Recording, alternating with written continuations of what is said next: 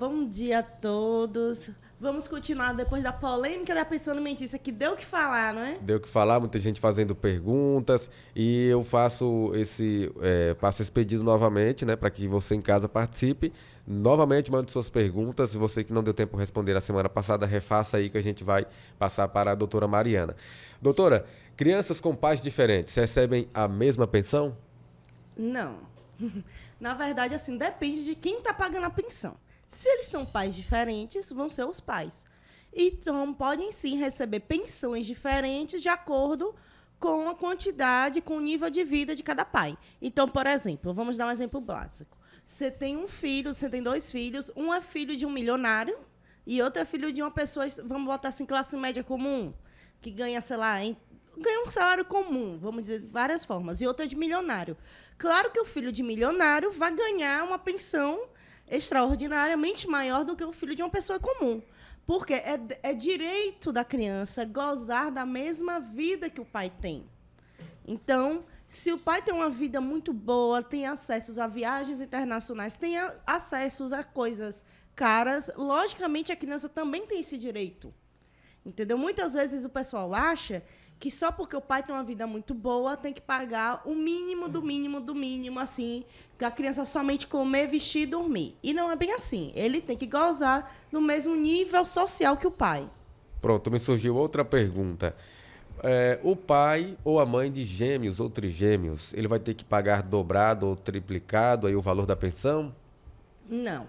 Isso inclui também mais de um filho. Se for gêmeos, se for trigêmeos, se for mais de um filho de barrigas diferentes, que a gente chama, né, de gravidezes diferentes, tem a média, normalmente, é considerada até 30% dos rendimentos líquidos ou brutos do pai.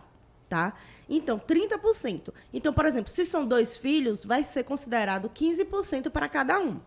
Aí, se for 1.000 filhos, a depender da quantidade, vai ser 30%. Então, vai dividir por cabeça. Então, a conta é simples. É 30% dividido pela quantidade de filhos. Vai ser correspondente à média, tá, de cada filho que vai receber de pensão. Vamos lá. Eu tenho uma dúvida envolve a necessidade da criança. Nós sabemos que a criança tem necessidades, a criança ou adolescente, cada caso é um caso. Minha dúvida é em cima da seguinte questão. Por exemplo, um casal que até então vivia muito bem juntos e uma eventual situação, aconteceu a separação e o pai começou a pagar a pensão alimentícia. Só que, nesse sentido, uma das crianças tem uma necessidade maior do que a outra, por uma situação que aconteceu de forma extraordinária ou por uma questão natural, necessita de uma atenção maior e isso envolve o financeiro. Minha dúvida é, nesses casos em que uma criança tem uma necessidade maior que a outra, o valor da pensão muda ou é o mesmo? Muda, porque a gente considera a quantidade, o binômio, né? São 2 fatores principais. A possibilidade do pai pagar, o valor que o pai pode, e a necessidade da criança. Então, vamos dizer que é uma criança que tem alguma deficiência ou tem algum problema, que tem realmente que necessitar de tratamentos. É muito comum, na verdade, mães entrarem no judiciário pedindo a adequação da pensão ou então pedindo a repartição do tratamento médico, porque o que o pai paga não supre suficiente a quantidade da demanda da criança. É muito comum isso. Então, sim, vai ser essa diferença. Por isso que eu sempre digo, gente, façam as tabelas de quanto a criança custa. É porque a gente fica batendo sempre nessa mesma tecla, porque o óbvio precisa ser dito. Você precisa ter um controle de gasto de quanto seu filho custa. Porque como você vai negociar um valor se você não sabe nem quanto aquilo é?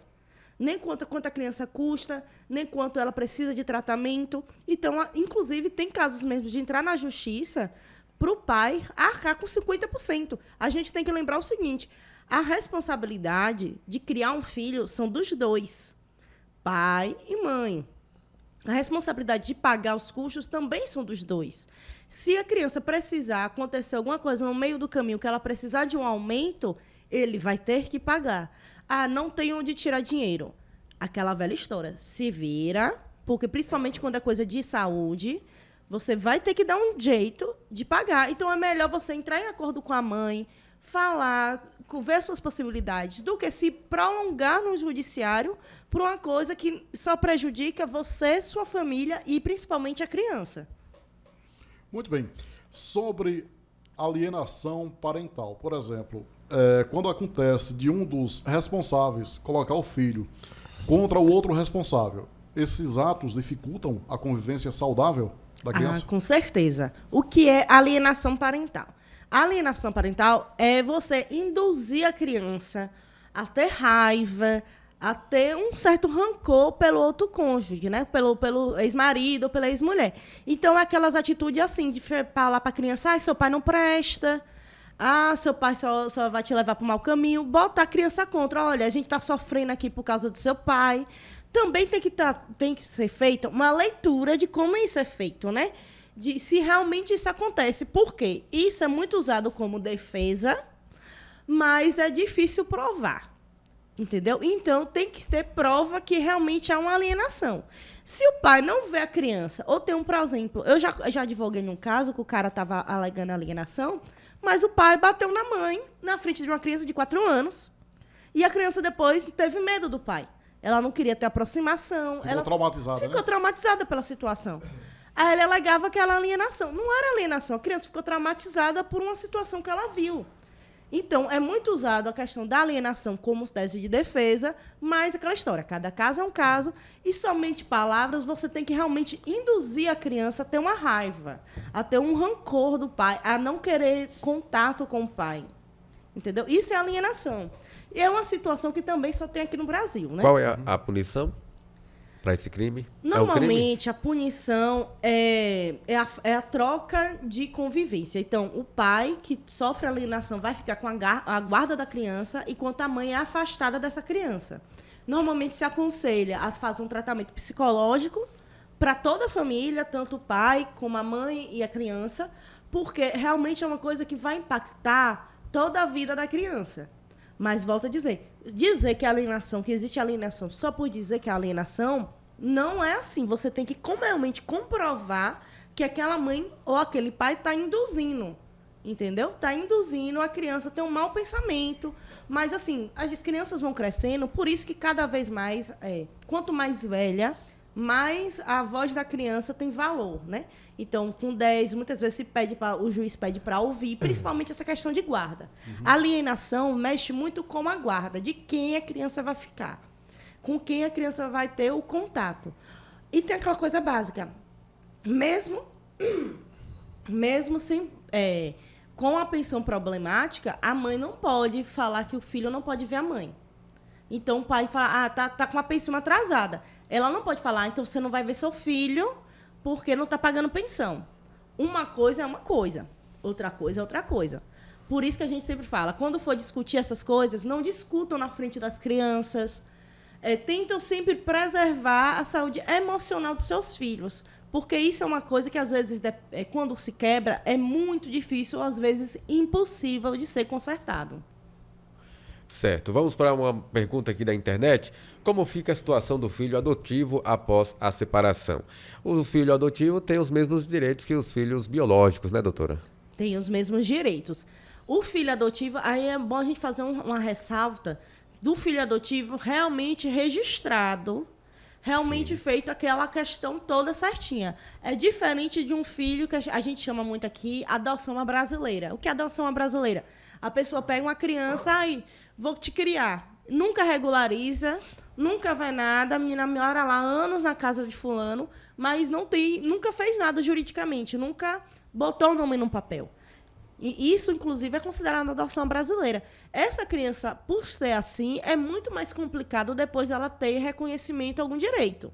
Então, se vocês querem adotar alguém, se vocês querem fazer o reconhecimento, façam em vida e façam de uma forma correta. Por quê? O não fazimento da forma correta pode acarretar vários prejuízos depois. Uma briga por herança, na separação de dizer quem é que vai pagar, quem é que não vai pagar. Principalmente porque o adotivo também entra a questão socioafetiva, como também, por exemplo, padastro, madrastra, tem tudo isso.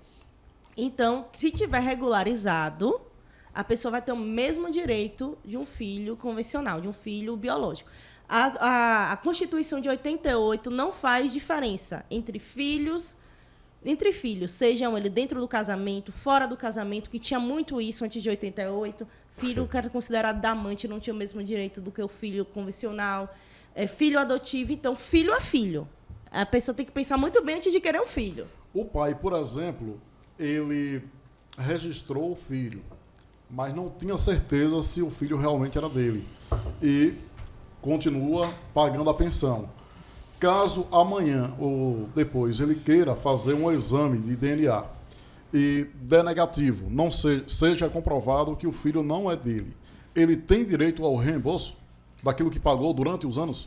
Por incrível que pareça, isso é muito comum as pessoas perguntarem. Na verdade, não tem. Qualquer alimentos verba alimentícia é uma coisa que não tem retorno, que não tem volta. Você não tem direito a ser reembolsado pela pensão. Contudo, você pode processar a mãe dessa criança se você considerar, se você tiver provas que ela sabia que o filho não era seu, né, que era do pai, e mesmo assim disse que era. Então você tem um direito de ação de reparação de danos. Uma ação de reparação de danos comum. Não ação de volta de alimento. O que você pagou de alimento já foi. Já era, né? Já era. Se você pagou a mais, se você pagou a menos, já era. Alimentos não voltam. Então, às vezes, por exemplo, as pessoas entram com pedido de alimentos na época da gravidez. E, às vezes, espera-se a criança nascer para fazer o exame de DNA. E pode sim, nesse exame de DNA, dizer que está negativo, que não era pai. E o pai pagou todo o tratamento. Ali, ele não vai ter direito ao que ele pagou. Ele vai ter direito a uma indenização civil. Olha, eu fui enganado. Mas aí o pulo ele tem que comprovar que a mãe sabia. Ou que a mãe tinha uma mínima dúvida. Tá aí o desafio. Mas isso, digamos, não cabe o pai entrar com uma ação por danos? Uma ação por danos que ele vai entrar. No caso, pode ser indenizado? Pode sim. Só que a questão aqui, principalmente, ele tem que comprovar que ela estava de má fé. Ela tinha alguma dúvida, que ela sabia que ela tinha alguma dúvida, imputou a ele, ou que ela sabia que ele, de fato, não era o pai. E acontece muito isso por aí? Acontece. Tanto se você olhar na internet, tem um caso que estourou alguns anos atrás, o cara tinha registrado, se eu não me engano, uns 4 filhos. E depois ele fez exame e descobriu que era estéril. Já era casado com uma mulher há vários anos. Foi um caso assim que deu várias polêmicas assim, na internet. Porque de vez em quando essas coisas sempre bombam, né? Sempre dão uma bombada. Mas tem sim. Só que a questão você tem que comprovar que a mulher estava de má fé. Essa é a questão. Aí você tem que ter uma prova testemunhal, prova documental, sabe? Inclusive, hoje, por exemplo, se o cara está dizendo que não vai registrar a criança. Se ela levar no cartório, ela sozinha for registrar a criança, levar os documentos que ela tinha, um relacionamento público que todo mundo sabia, ela tem o direito de registrar a criança no nome dele. Mas se ela for, por exemplo, uma mulher que fica hoje aqui com um, amanhã com outro, depois, porque existe muito por aí, afora mulheres com esse perfil, né? Tem, mas aí você tem que comprovar. Essa é a questão. Essa já está muito claro. Vamos Michel, fazer a última pergunta aí, manda ver. Minha última pergunta é relacionada à revisão. Nessa questão de pensão alimentícia, o camarada começou a se dar bem na vida, começou a ganhar mais. A mãe pode entrar com algum tipo de recurso para que essa pensão aumente, porque o pai está ganhando mais, está melhor de vida? Pode. Pode, tanto quanto o pai está melhor de vida, a mãe pode pleitear acima a pensão, porque eu digo, a criança tem o mesmo direito de usar as coisas que o pai usa. Então, se o pai comprou do nada não, né? Mas melhorou de vida, sei lá, comprou uma Hilux, comprou uma fazenda, comprou não sei o quê, ele depois dizer que não tem dinheiro para pagar a pensão, ele tem que pagar a pensão de uma forma equilibrada para a criança. Então, ele vai proporcionar melhores escolas, melhores acessos para a criança. Da mesma forma, se o pai empobrecer. Então, por exemplo, tinha um emprego muito bom, perdeu esse emprego, está desempregado. Ele tem direito de entrar na justiça para diminuir o valor. Pensão não é uma coisa fixa. Por isso que eu digo, o diálogo entre os pais e a comunicação é muito importante. Você pode fixar um valor hoje, daqui a 3 meses ser outro, e por aí vai. E a exoneração, muita gente tem essa pegadinha. Entrou 18 anos para automaticamente pagar. Você tem que entrar na justiça, ok? Você tem que comunicar um advogado, se encontrar com um advogado, para pedir na justiça a exoneração dessa pensão. Se você parar de pagar automaticamente porque ela tem 18 anos, você vai ser preso. Então, melhor avisar logo, ter isso, porque muita gente faz isso. Ah, tem 18 anos, para de pagar e acha que é isso aí. Não é bem assim, viu, gente? Só paga até os 24 anos, caso estiver cursando uma faculdade, algo parecido, né? A jurisprudência tem isso. Que se prolonga aos 18 anos se a pessoa estiver estudando, estiver tendo a renda, se demonstrar isso. Agora, se a pessoa realmente não faz nada, aí realmente pode sim ser cortado. Mas principalmente que a pessoa está estudando e ela ainda não tem condições de se manter. Pronto, rapidamente, doutora, como é que funciona, em quais casos se encaixa uma pensão alimentícia para ex-mulher? Esse aí é bem complicado. Isso aí dá até muito pano pra manga, viu? Ex-mulher é o seguinte: você tinha um casamento de muito tempo, então vamos dizer que era dona de casa e o cara trabalhava. Ele tem que ficar, no mínimo, um tempo de equilíbrio econômico. Se for jovem, tem um tempo restrito. Mas se for uma coisa prolongada, então quando você já termina o casamento, ela já está em uma idade avançada, essa pensão pode ser perpétua, tá? Pode ser E se ela perpétua. arrumar um outro marido? Se arrumar outro marido, aí cancela, né? Mas normalmente... Uma vida inteira, né? Aí é diferente, né, doutora? Porque o que acontece muito, ficam muitos anos de casamento, às vezes a mulher fica dentro de casa, cuida dos filhos, cuida dele. Não tem tempo para trabalhar fora, né? Não trabalha fora. E quando está, às vezes, em uma idade avançada, para o mercado de trabalho, eu não estou falando de avançada, assim, da vida, mas para o mercado. Então, por exemplo, uma pessoa ingressar no mercado de trabalho aos 40 anos, aos 50 anos, ela não vai ter a mesma oportunidade e o mesmo tempo de construir uma carreira de uma pessoa que começou aos 20. Exato, não tem currículo, né?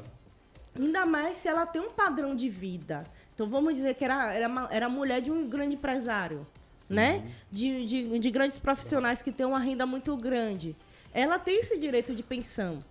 Até ou ela conseguir andar pelas próprias pernas ou até o resto da vida. Inclusive, teve um caso só pra gente fechar, muito interessante, que foram 2 idosos que se juntaram, já com idosos mesmo já. E pelo decorrer casaram, né? Se juntaram, casaram. E pelo decorrer do tempo, eles começaram a precisar de cuidados dos familiares. O que a família fez? Cada um cuida do seu. Separou o casal, cada um pegou seus pais e foi cuidar. O homem tinha uma renda muito maior do que a mulher. Muito maior, muito maior. Foi pleiteado o direito de pensão alimentícia. E ela ganhou, justamente por esse tempo que ficou junto. Eles pararam de ficar juntos não porque eles não quiseram, mas era porque inviável cuidar dos dois juntos. Então, até idosos podem sim ser pleiteados pensão alimentícia. Então, gente, por isso que eu digo, entrou em um relacionamento, procura um advogado. Se você tem patrimônio, se você não tiver também, segura na mão de Deus e vai, né? Tem isso. Segura na mão de Deus e vai. Mas se você tiver um patrimônio, tá preocupado com isso, procura um advogado, às vezes um contrato de namoro. Tá pensando ainda. Isso não quebra o romantismo, não, doutora? Pedir um contrato de namoro. Eu não acho que quebra o romantismo. Assim, a gente tem que ser adulto. Tem que viver no mundo de adultos. Não adianta hoje estar dizendo o amor da minha vida, posta na rede social, o homem e a mulher da minha vida. Eu te amo, mas quero um contrato. Eu te amo. Não. Mas eu te amo, quero contrato como pessoas adultas. Principalmente aqui no interior, muito difícil. Mas é difícil, mas não é impossível. Nos Você grandes centros eu não digo nada, porque as pessoas são mais, né, evoluídas. Não, nem tanto, né? É assim em todos os lugares, né? Você pedir um contrato... porque realmente conversar sobre dinheiro antes de entrar em um relacionamento, ou estando em um relacionamento, é muito complicado. Mas as pessoas não podem ter medo de conversar sobre dinheiro. É importante. É importante você saber quanto o outro ganha, como tudo acontece. Doutora, sem tempo para mais nada, só para agradecer a sua participação com a gente mais uma vez aqui. Muito obrigada, gente. E se vocês tiverem mais dúvidas, podem enviar tanto aqui para a rádio, como diretamente para mim através do Instagram marianarosario.dv e o site marianarosario.com. A gente fica muito grato de você sugerir temas Sim. e suas participações, certo? Então, até Certo. semana que vem. Até semana que